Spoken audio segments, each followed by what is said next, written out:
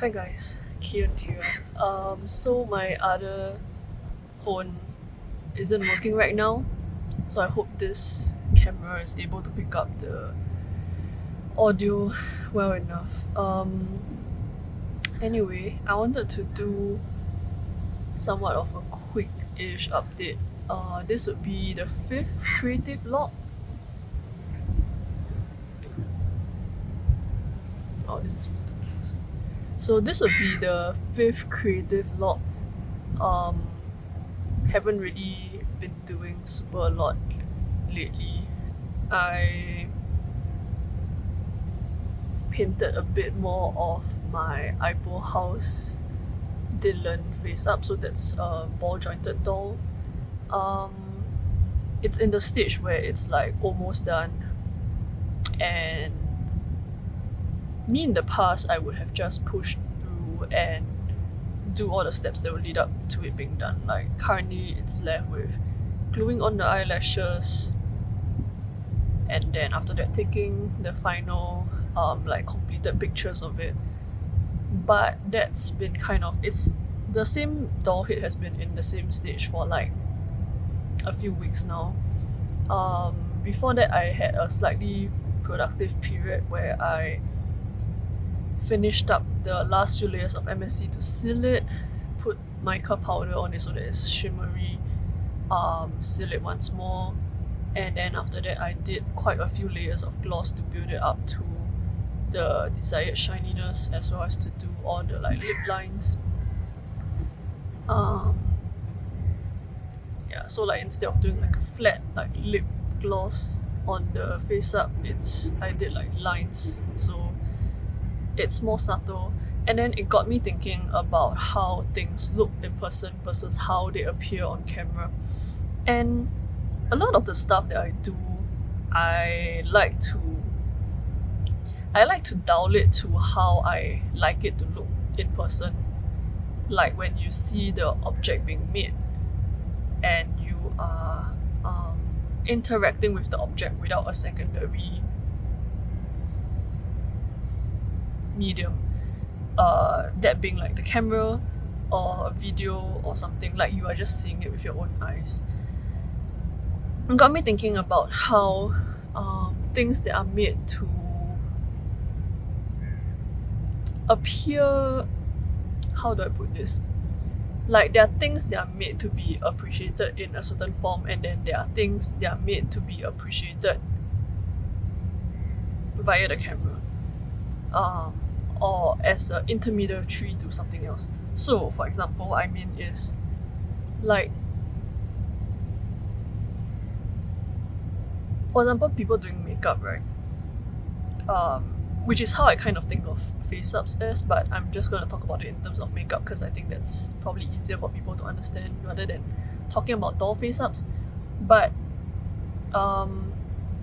when you do makeup or when you do dolls face ups, you can think of it two ways. You're either doing makeup so that when you go out and somebody sees your face or they see your doll's face, the image that they see in real life is the desired desired outcome or creation that you want people to see. Or alternatively, especially with the way social media is, you can do a makeup or a doll's face up such that it looks good on camera. And the thing with that is that these two are different things. Trying to make a thing look good in person versus on camera would give you two different results. And I think if you watch makeup tutorials, especially the ones that are like in more recent years, like post like 2014, 2016, I think it's become more obvious, like more people know of the fact that there is a difference between makeup that looks good in person versus makeup that looks good on camera.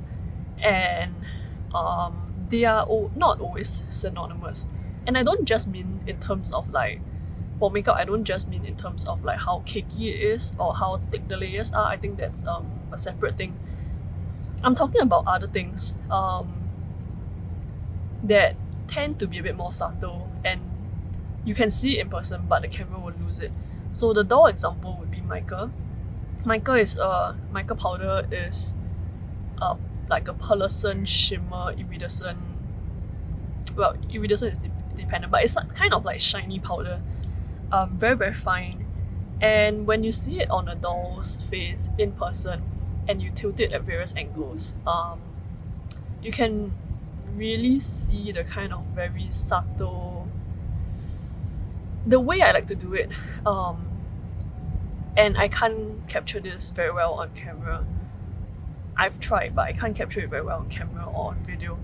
Is that it looks vaguely like it gives the doll skin texture without you actually painting like skin texture on the doll. It kind of creates a bit of like an illusion of depth because human skin is translucent, but obviously a doll's resin tends to be opaque unless you buy a specific kind of doll, but generally it tends to be opaque. So that mica powder creates an illusion of depth. But that depth is lost the moment you try to capture it on camera or on video, whether by photos or not. I mean, if you light it properly, maybe with maybe, I don't know, a certain setup, you might be able to recreate that effect of what mica looks like to your real life, to your eyes in real life on camera. But I'm not good enough of a photographer or videographer to do that. And so the outcome that I always choose to try and achieve with my doll's face up, which is that it looks good in person, because that's how I enjoy my dolls. It doesn't translate on camera. And likewise, I think for makeup, I'm not talking about things like how thick like the foundation is or is not. I feel like that is maybe, I don't know, I feel like that's dependent on your skin type. But like other things that are more subtle are things like the kind of highlighters you use, how much shimmer you use, how strong that shimmer is. Right, and then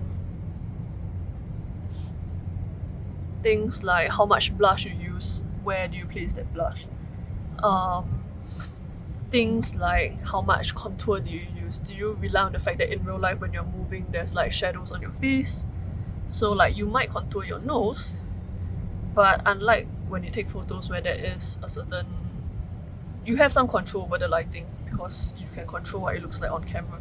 So even if you do like a really harsh like nose contour shadow, you can kind of hide it because of how you pose relative to the light and things like that, so it will look good. But then in person you might just see that like maybe there is just like a really strong like dark light kind of shadow if you don't blend it out, but it looks good on camera, right?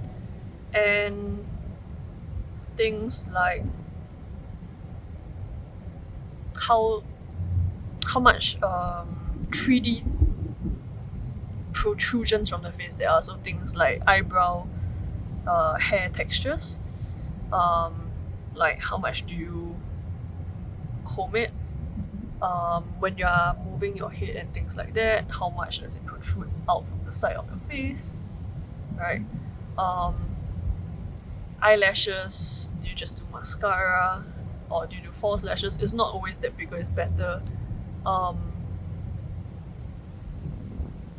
In person sometimes false lashes can appear a bit over the top.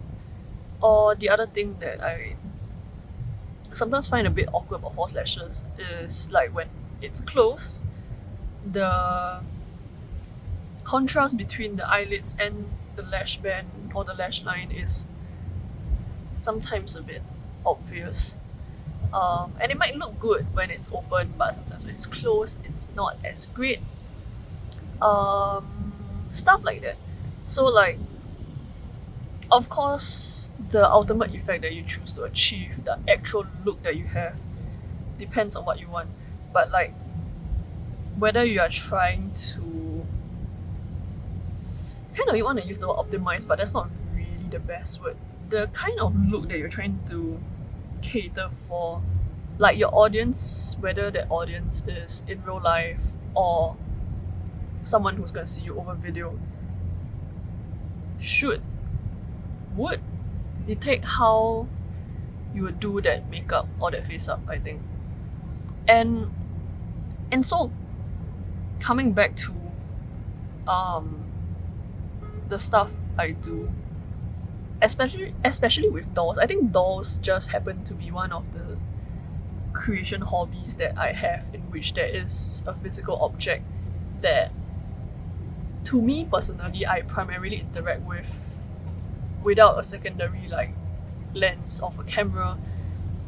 I see my dolls with my own eyes and not just through a camera lens most of the time. And so I want to optimize for the experience of looking at my doll, whether as an art object or as a collection piece or as a customization piece or as my own artwork or my own collaboration with other people's artwork, whatever you want to call it as.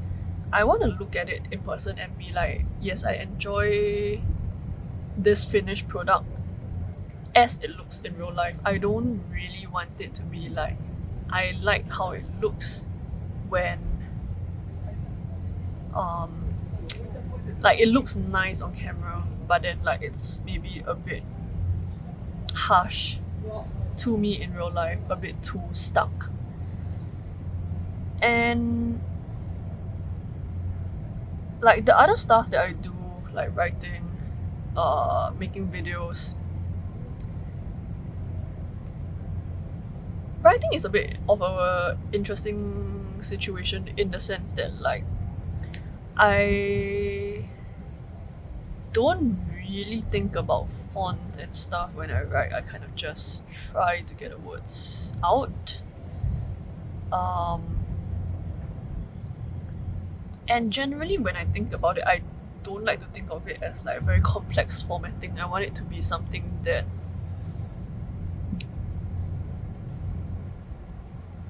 is just letters, alphabets, creating words, punctuation. You have line breaks, you have bold, italicized. That's about it. I don't really need like larger or smaller font size necessarily. And that could be a lack of imagination perhaps, but it is also just generally how I think of writing. Because to me it's like, it's words, right? Like the words are meant to be the main vehicle. I'm not really after the words forming a literal picture. Like I'm not trying to do typography when I write. I'm trying to write to convey something. So there is that. But because of the way I think about words, I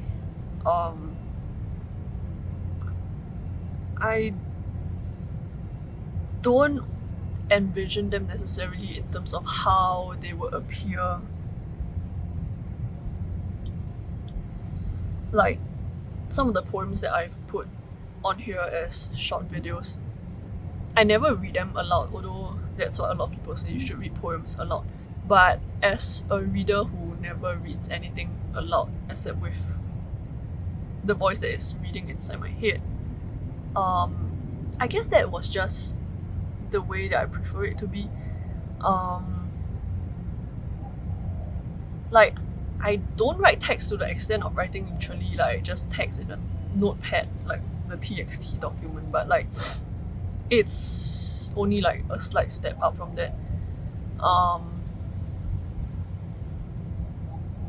But I guess I always expect my words to be read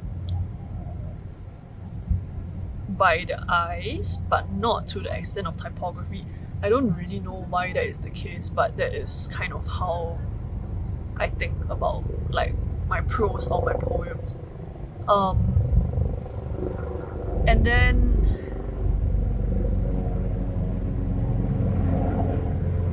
for videos and stuff, right, it's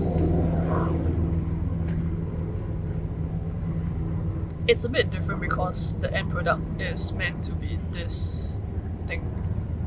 and so I care more about how it looks like here in person on this video, and a bit less about like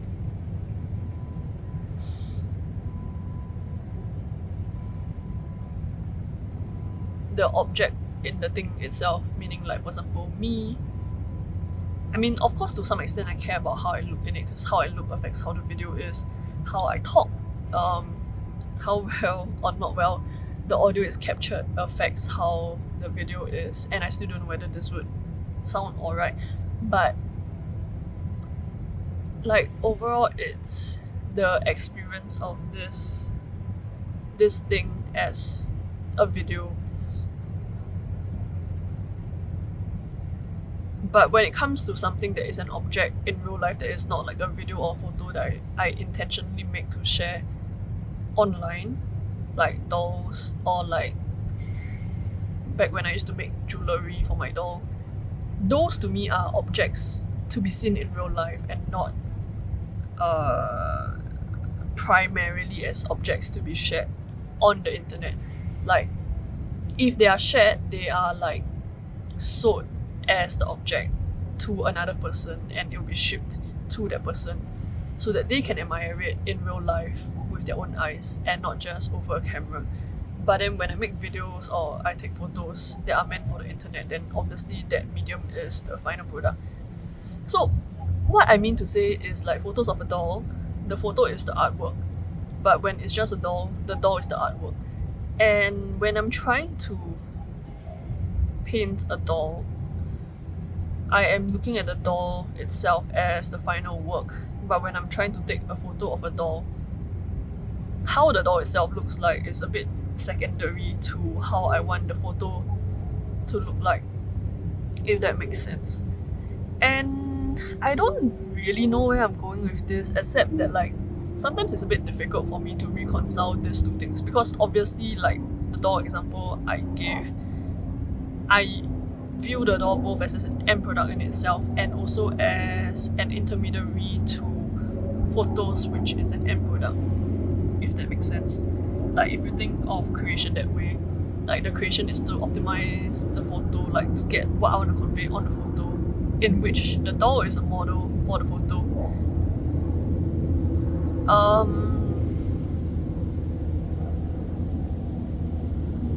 And sometimes when I take photos or when I take videos, I don't know, if I'm in a mood where I'm like, no, I'm taking it purely to serve the purpose of whatever it is that the photo is taking. The photos that are being taken is supposed to show like a certain vibe, a certain mood. Then I think I'm in a better mood to be like, the dolls are just props, right? Like playing with Barbies to get like an image that you want. But when I'm trying to, I think the hard part is like,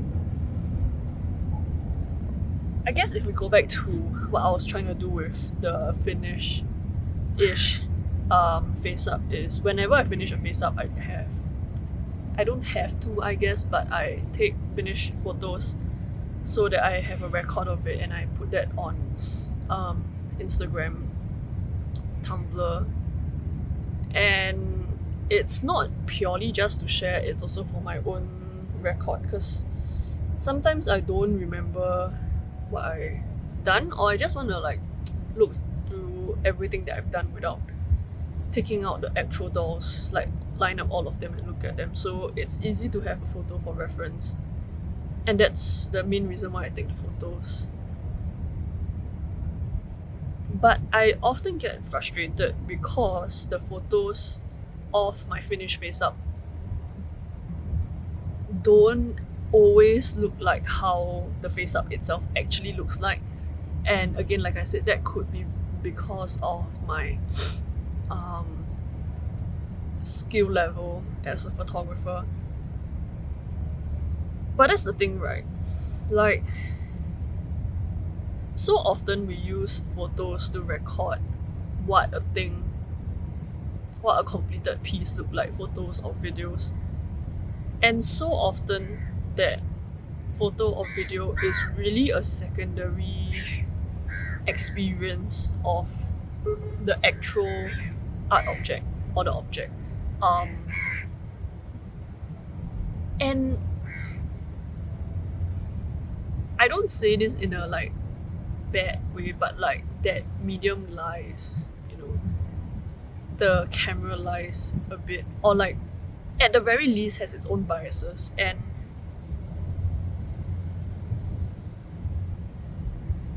I guess it's just annoying because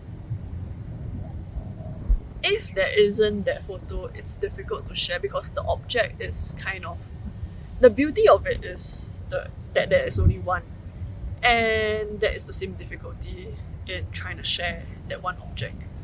Even if it is displayed in like a museum, like I'm not saying my pieces should be displayed that way, but like even if it's a great piece of artwork and it's displayed in a museum, like how many people get to see it? Even something like the Mona Lisa, like sure, a lot of people have been to see it, but how many people have actually had the time to really sit there and look at it and like really take it in and like see through it, like not just look at it, you know what I mean? Like not just take a passing glance and be like, yeah, I've seen it, but like to really sit there and like spend enough time with it to see what the artist did with the thing. And so I guess like a photo is a way to kind of disseminate that creation, to increase the spread of that artwork. But I think there is always that limitation because especially for something that was not created primarily for the camera, it is always going to suffer a bit from the bias of a secondary source, in this case the camera or the photographer, whichever you want to call it. It's like a bit like in humanities when they teach you, like you're reading a case study, to consider whether it is a primary or secondary source, because if it's a secondary source, you know that there is going to be biases or interpretation, whether correct or wrong, that would get conferred onto the thing itself, right? I don't know, I don't have a conclusion for this. I guess I just want to say it's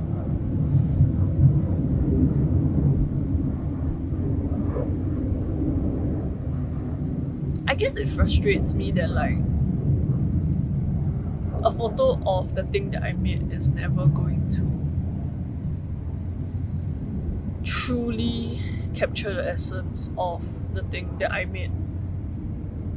And that has always been something that I guess has weighed on my mind. Even back when I was in school doing architecture, I hated taking photos of my models. I hated taking photos of my process models. Because to me, it's like the purpose of that model is for me to see it in real life. Any photos is for documentation. And to get a photo that sufficiently describes what I can see in real life takes time, thinking, skill, some knowledge of the camera, some knowledge of angles, decent-ish lighting, things like that. Like it's a lot of like small minor considerations, but do any one of them wrong enough, like there's a tolerance, but because there's so many factors affecting it, and if they all go slightly off tolerance, you kind of end up with a photo that is like not really conveying what the actual object shows you.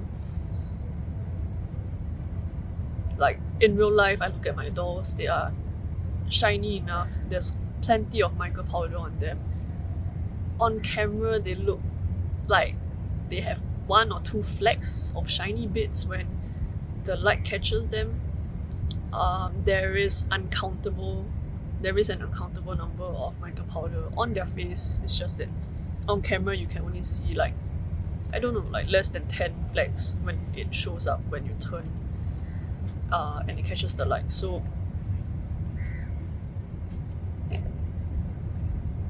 I guess what I'm also trying to say is, in a bigger sense outside of art, is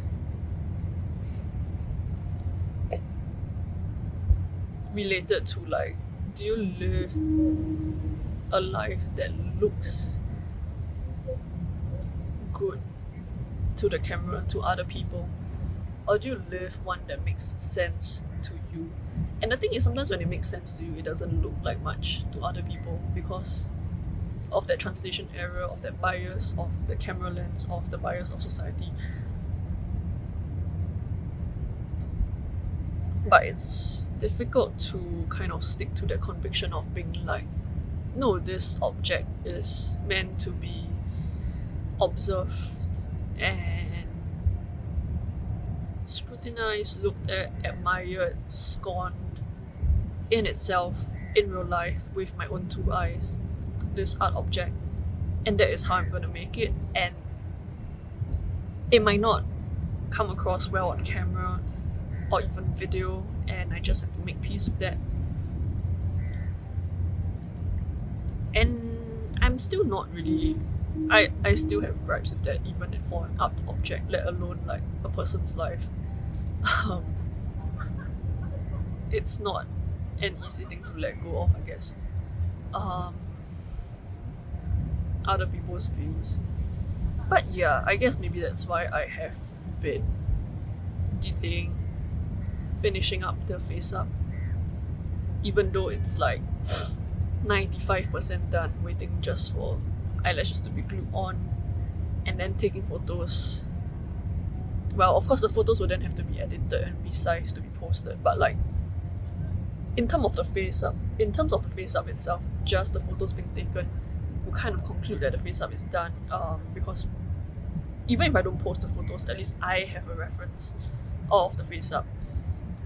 If I edit to post the photos, then that's other steps. But like at least taking the photo gives me a record. So even if, let's say, I play with my dolls and the face up gets damaged, it's fine because I at least have some record. So that's kind of my mark of like, okay, yeah, the face up is done. I've taken finer photos of it. But yeah, I guess that last bit of feeding it to the camera's eye, to other people's eye, knowing that there is a gap between what it is in person and what it comes across as on camera to other people. Not something that I've fully reconciled with yet. So there is that. Anyway, I guess that's the update. I'll see you in the next video.